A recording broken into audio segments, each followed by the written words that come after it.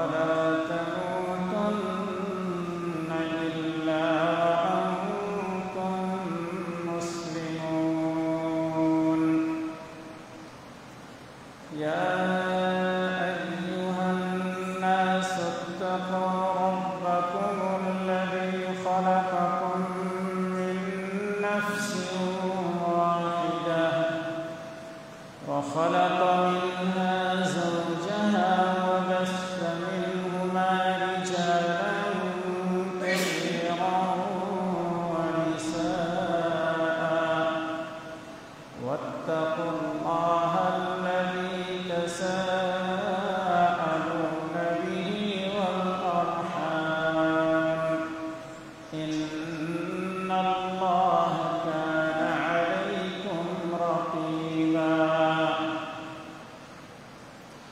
يا أيها الذين آمنوا اتقوا الله وقولوا قولا سديدا يصلح لكم أعمالكم ويغفر لكم ذنوبكم ومن يطع الله ورسوله فقد فاز فوزا عظيما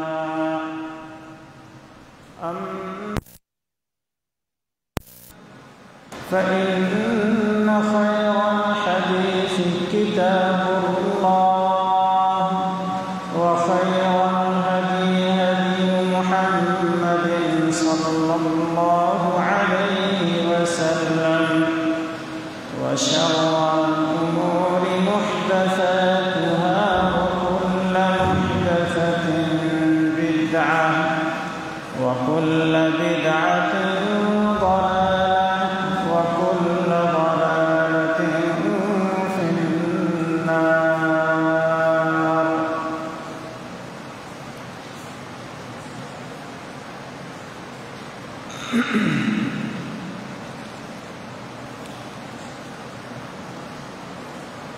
সম্মানিত ইসলাম দরদি ইসলাম হিতাকাঙ্ক্ষী মুসলিম সমাজ,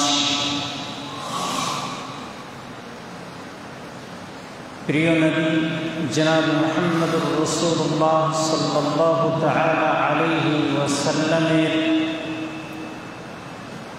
সাপ্তাহিক এই সুন্নাত পালনার্থে জুমার খুতবার সুব্যবস্থা কর্মকুহুরে পৌঁছে দেওয়ার চেষ্টা করব ইনশাআল্লাহ।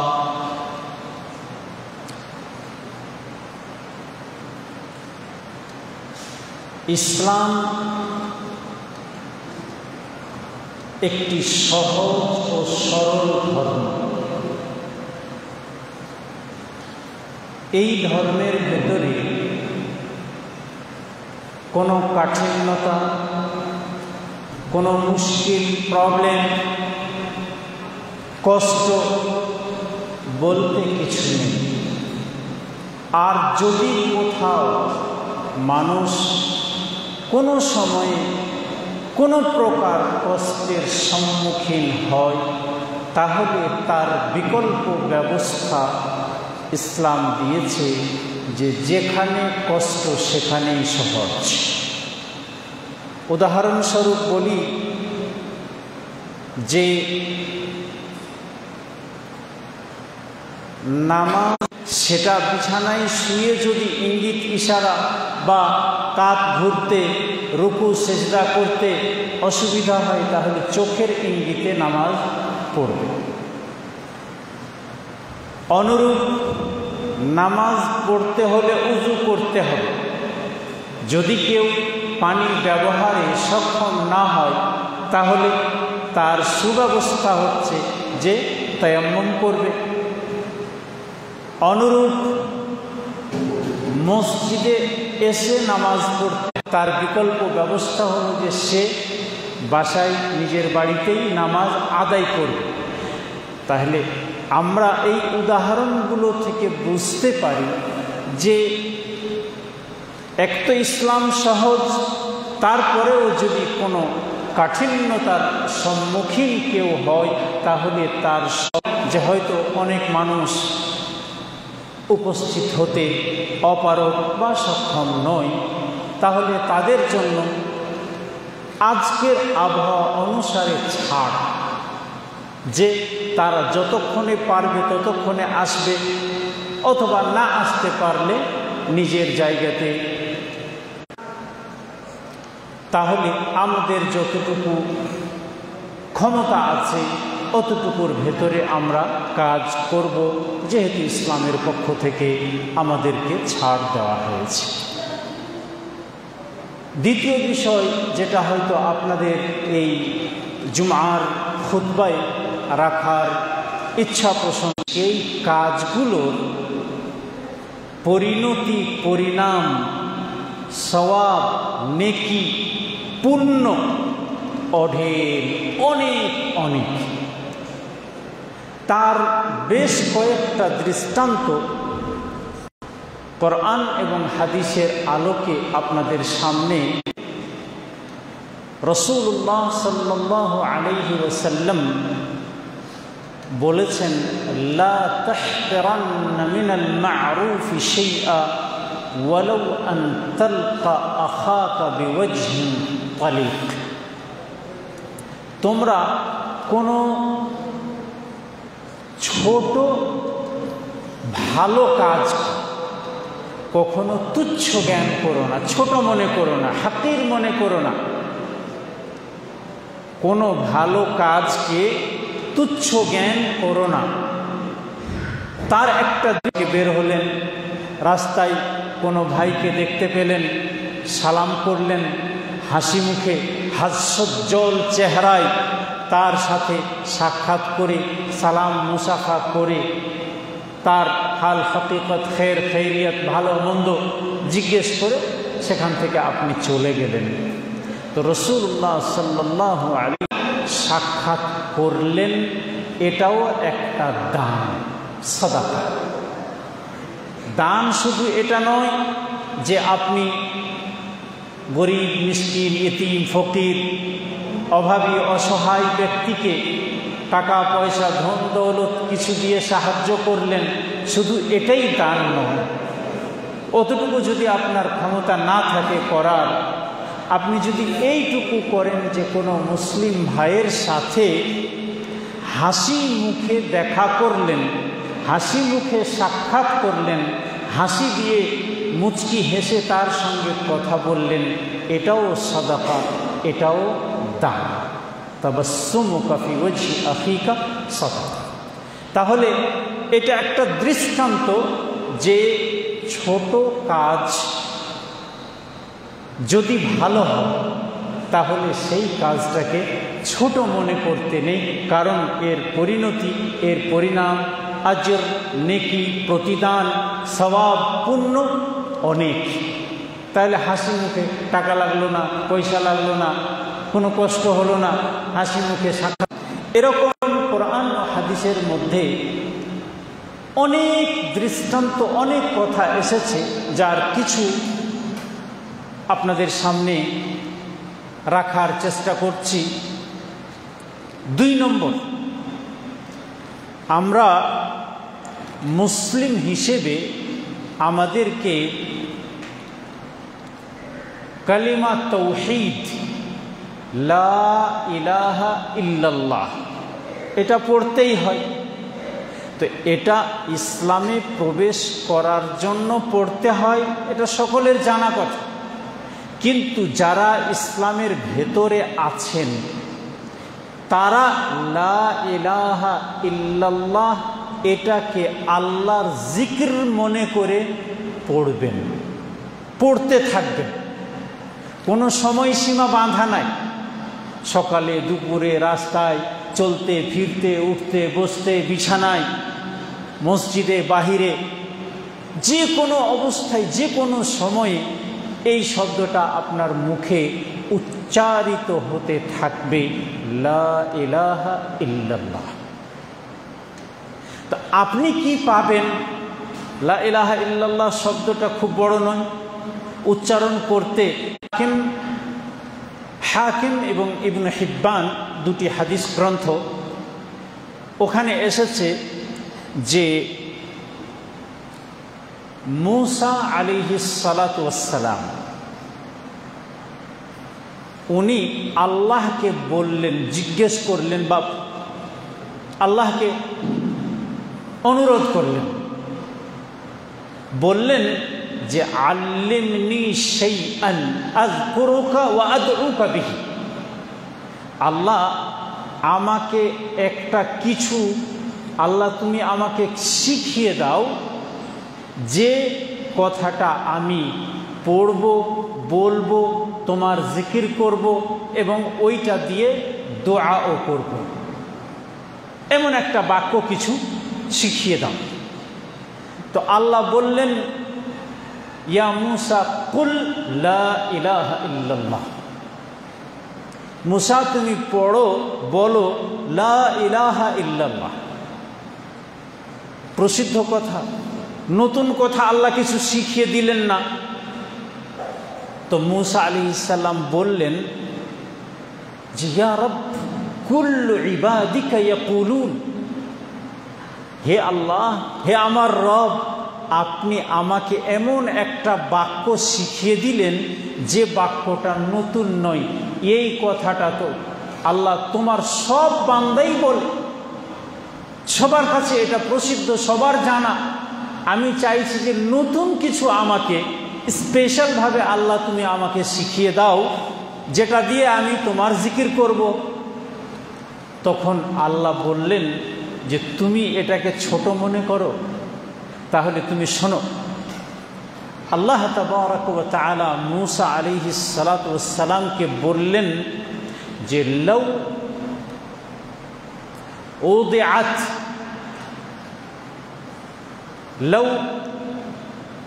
উদিআত আস-সামাওয়াতু আস-সাব'উ ওয়া আমিরুহুন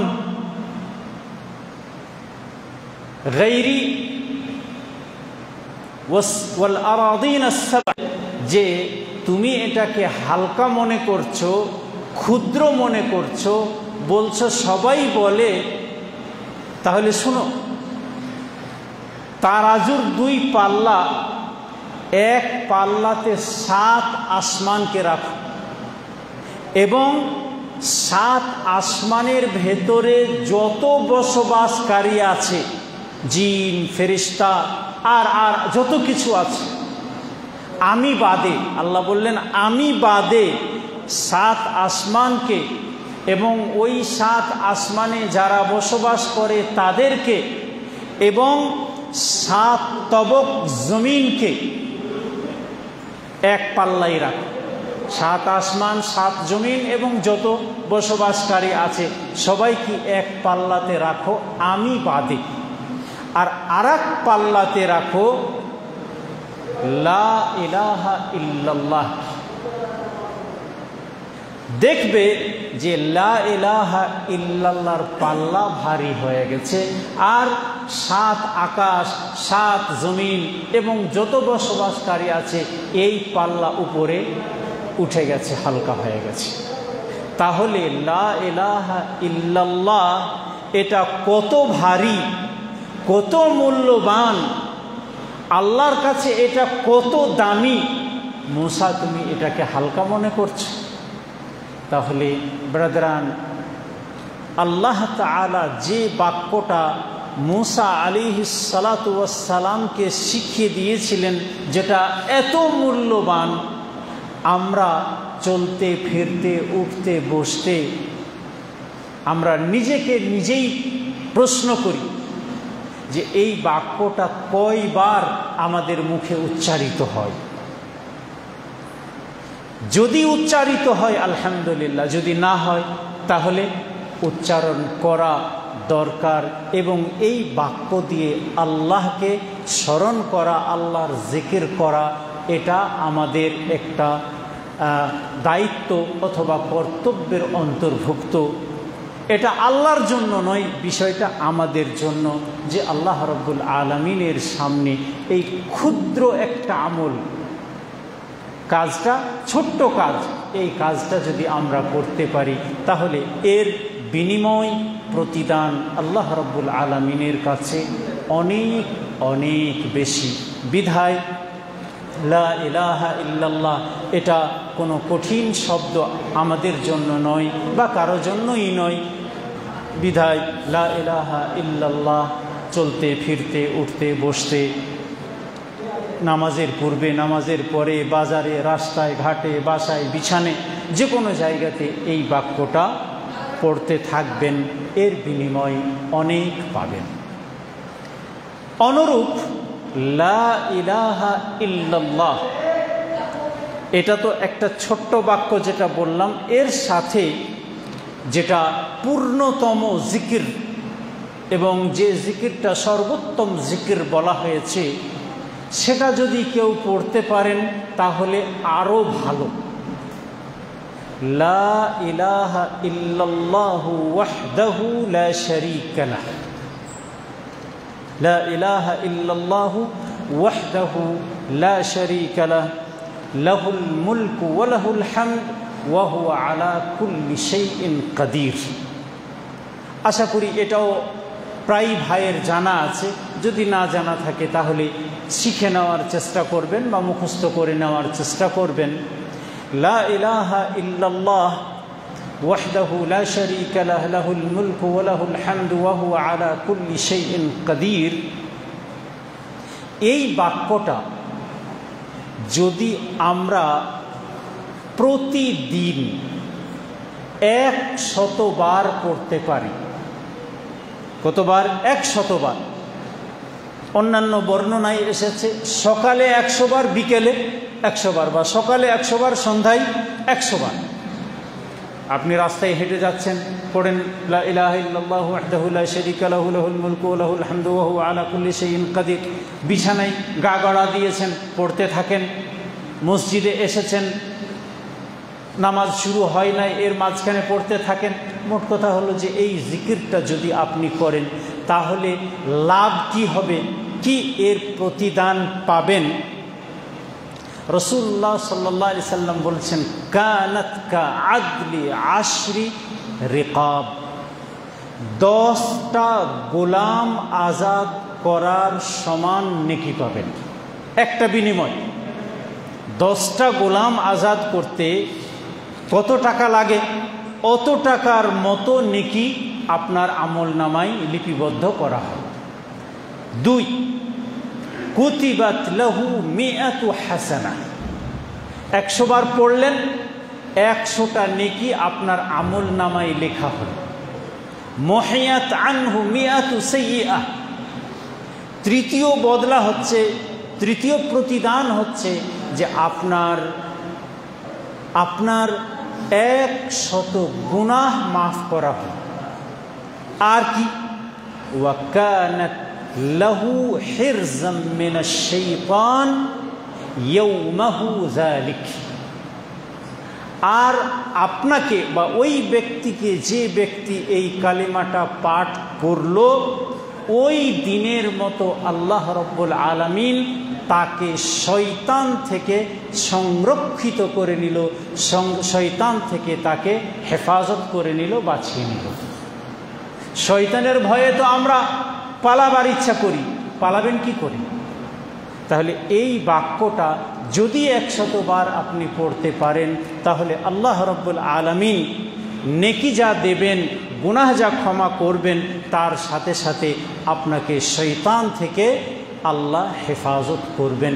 শয়তান আপনাকে তার ফাঁদে ফাঁসাতে পারবে না, যদি এই বাক্যটা আমরা উচ্চারণ করতে পারি। ব্রাদারান, অনুরূপ শব্দ বিশেষ করে যে ভাইয়েরা নামাজি, নামাজ পড়তে আসেন, তো নামাজ পড়তে আসলে উজু করতে হয়। উজু করার মানে কি? উজু করার মানে শুধু হাত পা ধুয়ে নিলেন, হাত মুখ পা যেভাবে নিয়ম আছে ধুয়ে নিলেন, এটা ঠিক আছে, এটা করতে হবে। যে নিয়ম রাসূলুল্লাহ সাল্লাল্লাহু আলাইহি সাল্লাম দিয়েছেন সেটা আপনাদেরকে করতে হবে। কিন্তু এই কাজটা করলে আপনি কি পাবেন? উজু করলে যেটা আপনি পাবেন সেটা তো পাবেন, এটা অন্য একটা বিষয়। কিন্তু উজু করার পরে যে দোয়াটা পড়তে হয়, আশা করি আমাদের সকলেরই জানা, আশহাদু আল্লা ইলাহা ইল্লাল্লাহু ওয়াহদাহু লা শারীকা লাহু ওয়া আশহাদু আন্না মুহাম্মাদান আবদুহু ওয়া রাসূলুহু। তাহলে এই বাক্যটা আপনি পড়লেন, লাভ কি? রাসূলুল্লাহ সাল্লাল্লাহু আলাইহি ওয়াসাল্লাম বলছেন, যে ব্যক্তি সুন্দরভাবে পরিপূর্ণভাবে আমার তরিকায় উজু করলো, উজু সম্পন্ন করলো, তারপরে এই দোয়াটা পড়লো, লা ইলাহা আশহাদু আল্লা ইলাহা ইল্লাল্লাহু ওয়াহদাহু লা শারীকা লাহু ওয়া আশহাদু আন্না মুহাম্মাদান আবদুহু ওয়া রাসূলুহু। লাভ কি হবে?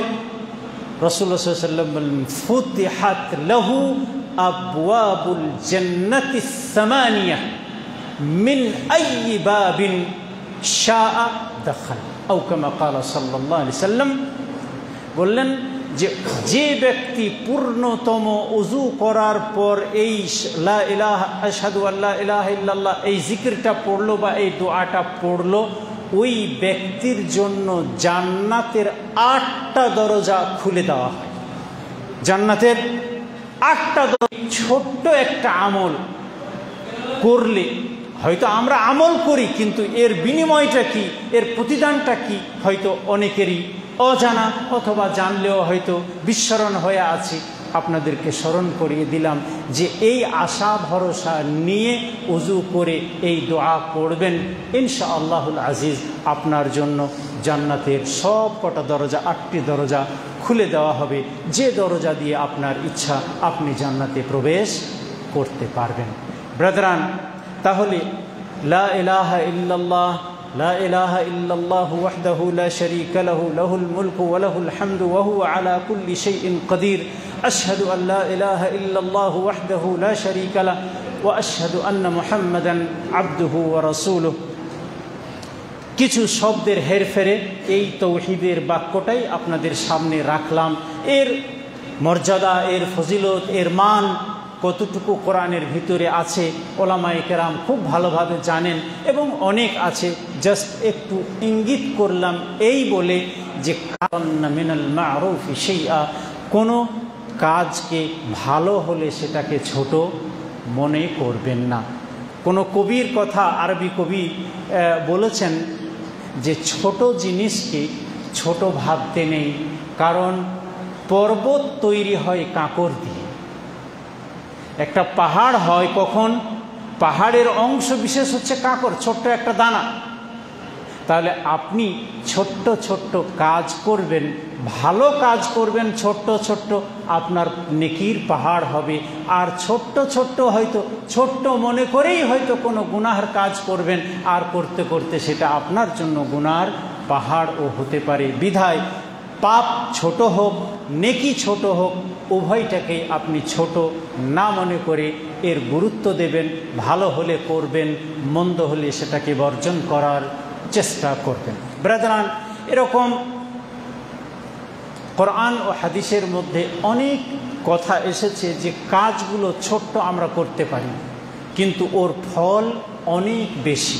তার দু একটা দৃষ্টান্ত আপনাদেরকে দিলাম, আরও দু একটা দৃষ্টান্ত আপনাদের সামনে দিই বা রাখি। 2 নম্বর, আমরা সকলেই পাপী, এতে কোনো সন্দেহ নাই। কোনো ব্যক্তি এই দাবি করতে পারবে না যে আমার পাপ নাই।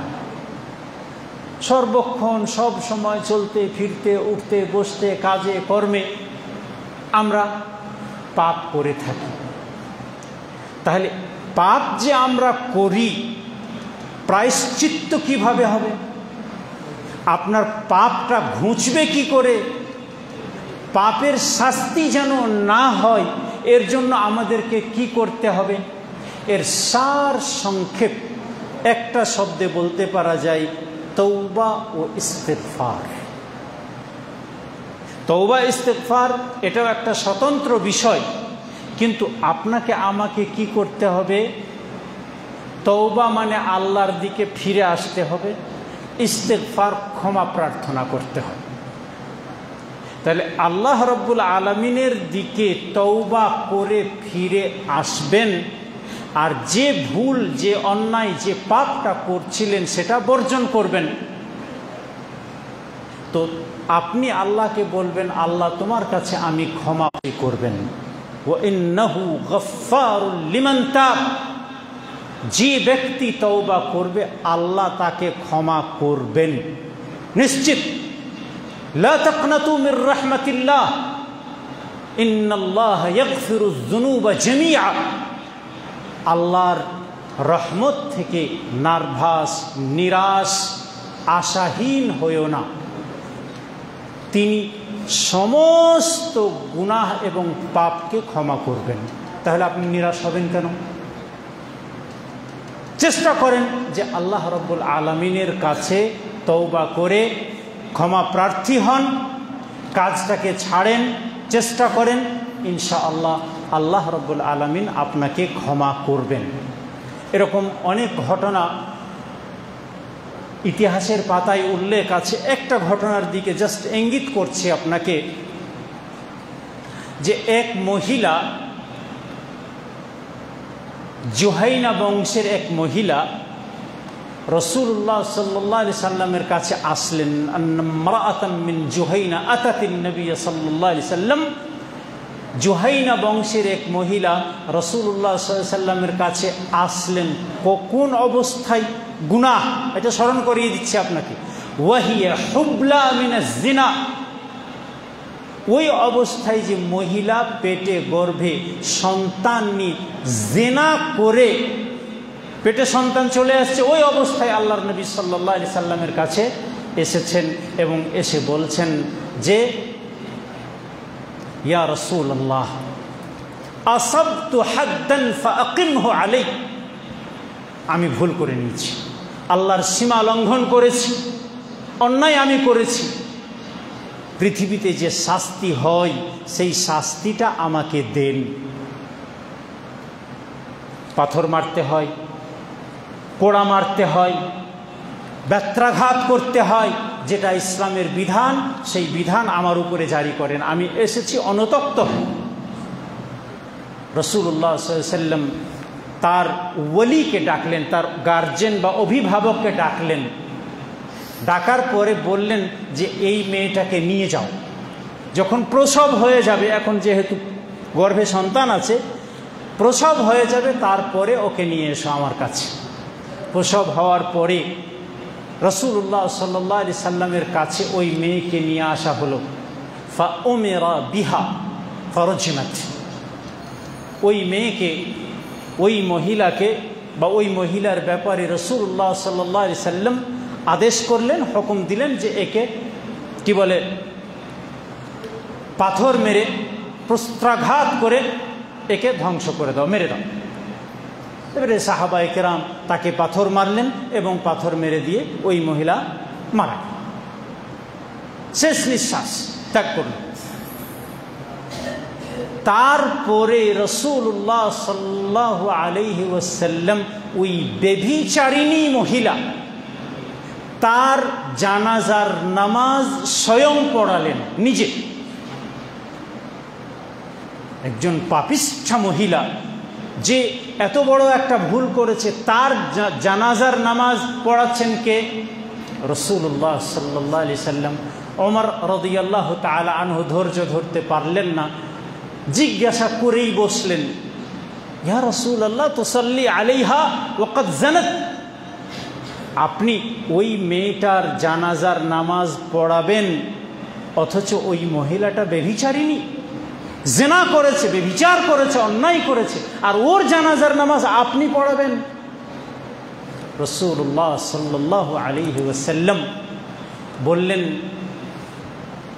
লাকাদ তাবাত তাওবাতান লাউ কুসিমাত বাইনা 70 মিন আহলিল মদিনা লাকাফাতহুম, ওই মহিলা এমন তওবা করেছে যেটা আপনাকে করার জন্য আমি উদ্বুদ্ধ করছি বা আপনাকে বলছি, আমি নিজেকে এবং আপনাকে। বলছেন রাসূলুল্লাহ সাল্লাল্লাহু আলাইহি ওয়াসাল্লাম যে এই মেয়েটা পাপ করেছিল সেটা আলাদা কথা, কিন্তু এই মেয়েটা এমন তওবা করেছে যে ওর তওবাটা মদিনাবাসীর 70 জনের পাপের জন্য যদি বিতরণ করা হয় তাহলে 70 জনের জন্য যথেষ্ট হয়ে যাবে। আপনি কেন তওবা করবেন না? পারবেন না করতে? পাপ ছাড়তে পারবেন না? এমন কোন জিনিস যেটা আপনি পারবেন না? পৃথিবীতে আল্লাহ রাব্বুল আলামিন এমন কোন জিনিস আপনার সাধ্যের বাইরে পাঠিয়ে দেন নাই। পারবেন? কেন পারবেন না? আপনার সাহস চাই, হিম্মত চাই, মনোবল চাই, তাহলে এই ছোট্ট জিনিসটা করতে পারবেন। যদি করতে পারেন তাহলে ওই মহিলার মতো আপনিও একজন মুসলিম সদস্য হবেন। আল্লাহ রাব্বুল আলামিন আপনার গুনাহকেও ক্ষমা করবেন, নিশ্চিত ক্ষমা করবেন। তারপরে রাসূলুল্লাহ সাল্লাল্লাহু আলাইহি সাল্লাম ওই মেয়েটার কথা বললেন, ওয়াহাল ওয়াজাদতা আন জাদাত বিনাফসিহা আও কামা ক্বালা সাল্লাল্লাহু আলাইহি সাল্লাম, যে তুমি ওমর, তুমি কি এমন মানুষ পৃথিবীতে বা এমন মানুষের চাইতে উত্তম মানুষ পেয়েছো যে মেয়েটা নিজের আত্মাকে আল্লাহর রাহে কোরবানি করে দিল, উৎসর্গ করে দিল। মেয়েটা পারলে তো লুকিয়ে নিতে পারত, মেয়েটা পারলে তো চাইতো ঘরের ভিতরে বসে আল্লাহর কাছে তওবা করে কেঁদে ক্ষমা চেয়ে নিতে পারত, কিন্তু সেই মেয়েটা পৃথিবীর কষ্টকে অগ্রাধিকার দিয়েছিল যে এই কষ্টের বিনিময়ে যেন ওই কষ্টটা মাফ হয়, জাহান্নামের আগুনটা যেন আমাকে স্পর্শ না করে। যা কষ্ট হোক, মরতে হয় আর ব্যথা পেতে হয়, কষ্ট পেতে হয়, পাথর খেতে হয়, লাঠি খেতে হয়, মার খেতে হয়, গঞ্জনা খেতে হয়, সব আমি এই দুনিয়াতে বরদাস্ত করব, সেই দিনে যেন আমাকে ওই কষ্ট থেকে বাঁচার সুযোগ আমি পেয়ে যাই। এই জন্য মহিলা আল্লাহর নবী সাল্লাল্লাহু আলাইহি সাল্লামের কাছে এসে খালিস এবং নিছক তওবা করেছিল। ব্রাদারান, আপনিও করেন, আপনিও ইনশাআল্লাহ মুহাম্মদ সাল্লাল্লাহু আলাইহি সাল্লামের উম্মতিদের মধ্যে একজন সুন্দর নেকবান উম্মতি হবেন বলে আশা করা যায়। ব্রাদারান, এরকম অনেক দৃষ্টান্ত কোরআন ও হাদিসের মধ্যে আছে। আল্লাহ রাব্বুল আলামিন আবার কোনো দিন সুযোগ দিলে আপনাদের সামনে রাখব, যে কোনো বিষয়ে হোক না কেন। وأقول قولي هذا وأستغفر الله لي ولكم ولسائر المسلمين استغفروه إنه هو الغفور الرحيم.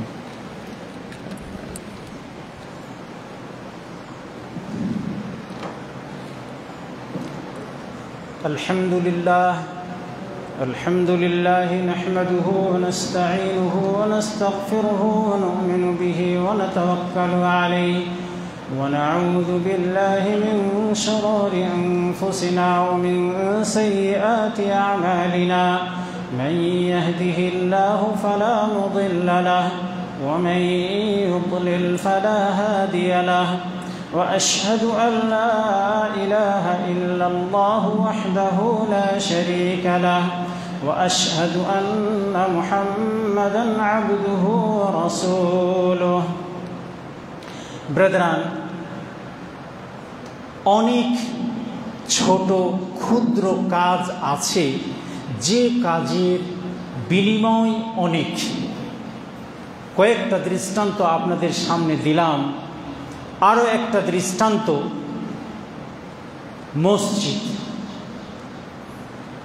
মসজিদ ঝাড়ু দেওয়া, পরিষ্কার করা, কোনো নোংরা ময়লা আবর্জনায় যদি কিছু পড়ে থাকে সেটাকে পরিষ্কার করে দেওয়া, এটা আমরা অনেকেই ঘৃণার দৃষ্টিতে দেখি।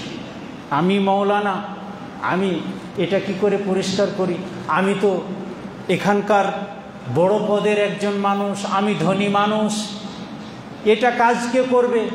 ওই গরিব মানুষ করবে, মুয়াজ্জিন করবে, ইমাম করবে, আর কেউ করবে?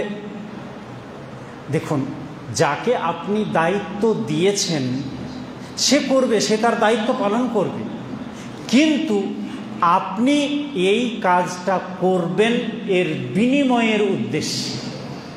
যদি কোনো আবর্জনা নোংরা আছে, মসজিদে এসে একবার ঝাড়ু লাগিয়ে দিলেন, কিছু নোংরা থাকলো দূর করে দিলেন, এর বিনিময় বা এই কাজটা কত বড় কাজ। দৃষ্টান্ত স্বরূপ বলা যায় যে রাসূলুল্লাহ সাল্লাল্লাহু আলাইহি সাল্লামের মসজিদ এক লোক অথবা এক মহিলা, দুটোই বর্ণনা আছে, যে আন্না ইমরাআতান কানাত তাকুম্মু আল মসজিদ আও শাবান ইয়াকুম্মু আল মসজিদ, মসজিদ ঝাড়ু দিত মহিলা অথবা পুরুষ, ওই কাজ করত। হঠাৎ রাসূলুল্লাহ সাল্লাল্লাহু আলাইহি ওয়াসাল্লাম একদিন জিজ্ঞেস করলেন যে ওই লোকটাকে, ওই ঝাড়ুদার বা ঝাড়ুদারনিকে দেখতে পাচ্ছেন না কেন, কই? তো সাহাবায়ে কেরাম বললেন যে ও লোকটা তো মারা গিয়েছে, আমরা তাকে দাফন কাফন করে বিদায় করে দিয়েছি। রাসূলুল্লাহ সাল্লাল্লাহু আলাইহি ওয়াসাল্লাম বললেন আফালা আযানতুমুনি, আরে মেয়েটা বা লোকটা যে মারা গিয়েছিল তো তোমরা আমাকে বলনি কেন, আমাকে সংবাদ দাওনি কেন? কান্নাহুম সাগরু আমরাহা, সাহাবায়ে কেরাম ব্যাপারটাকে ছোট মনে করেছিলেন। একটা ঝাড়ুদার ঝাড়ুদারনি, এই ব্যাপারে রাসূলুল্লাহ সাল্লাল্লাহু আলাইহি ওয়াসাল্লামকে জানানোর কোনো প্রয়োজন নেই, মারা গিয়েছে দাফন কাফন করে কাজ সমাধা করে দিয়েছে। রাসূলুল্লাহ সাল্লাল্লাহু আলাইহি ওয়াসাল্লাম এরপরে বলছেন দুল্লুনি আলা কবরিহা আও কবরিহি, ওই মেয়েটার অথবা ওই লোকটার কবর কোথায় দিয়েছ আমাকে বলো। বলা হলো যে এই জায়গাতে কবর হয়েছে। রাসূলুল্লাহ সাল্লাল্লাহু আলাইহি ওয়াসাল্লাম ওই ঝাড়ুদারনির কবরে গিয়ে ওইখানে গিয়ে তার জানাজার নামাজ আদায় করলেন। কার জানাজা পড়লেন? মসজিদের ঝাড়ুদার। কে পড়লেন? সারা বিশ্বের সবচাইতে সর্বশ্রেষ্ঠ ব্যক্তি মুহাম্মদুর রাসূলুল্লাহ সাল্লাল্লাহু আলাইহি ওয়াসাল্লাম। তারপরে বললেন ইন্না হাযিহিল কুবুর মামলুআতুন যুলমাতান আলা আহলিহা ওয়া ইন্নাল্লাহা ইউনাওয়িরুহা বিসালাতি আলাইহিম। এই কবর ওই কবরবাসীদের জন্য অন্ধকারাচ্ছন্ন, অন্ধকারে ভর্তি এই কবর। আমার এই দোয়ার, তাদের জন্য আমার এই দোয়ার ওসিলায় আল্লাহ তাদের কবরকে নূরান্বিত করবেন, উজ্জ্বল করবেন, আলোকিত করবেন। ব্রাদারান, কাজটা কে করেছিল? কোন কাজ করেছিল? কাজটা খুব ক্ষুদ্র কাজ ছিল, যে কাজটা আমি আপনিও করতে পারি। এটাকে তুচ্ছ মনে করবেন না, অন্য কারো উপরে ভর করবেন না বা অন্য কারো দায়িত্বে ছেড়ে দিবেন না। আপনি পারলে মসজিদের সেবা স্বরূপ করবেন, এই আশায় যে যেমন রাসূলুল্লাহ সাল্লাল্লাহু আলাইহি ওয়াসাল্লাম ওই ঝাড়ুদারের মর্যাদা দিয়েছিলেন, তার জন্য স্পেশাল দোয়া করেছিলেন, আপনার জন্য ইসলামের তরফ থেকে ওই বিনিময় আছে, আপনি পাবেন। কাজটাকে ছোট্ট অথবা তুচ্ছ মনে করবেন না। ব্রাদারান, এ ধরনের অনেক কাজের কথা কোরআন এবং হাদিসের মধ্যে আছে। আজকের মতো এখানেই শেষ করলাম। আল্লাহ তাবারক ওয়া তাআলার নিকট এই দোয়া প্রার্থনা যে আল্লাহ যেন আমাদেরকে